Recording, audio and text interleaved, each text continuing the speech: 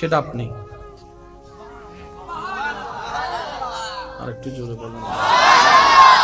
আল্লাহ পাক বলে যে আদেশ দিয়ে বানাবো না, আমি মায়া করে, আদর করে, মোহাব্বত করে, নিজের কুদরতি সিস্টেম দিয়ে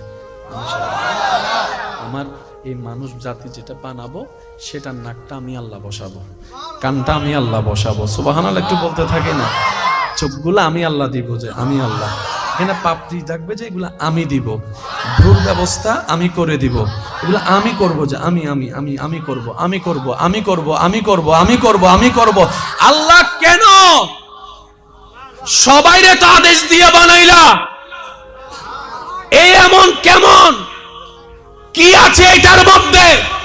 রব্বুল আলামিন বলে, যেই নবীর কারণে কুল কায়নাত সৃষ্টি করেছি আমি আল্লাহ, একদিন সেই নবী আসমানের রূপে নয়, জমিনের রূপে নয়, ফেরেশতার রূপে নয়, এই মানবের রূপেই দুনিয়ায় যাবে।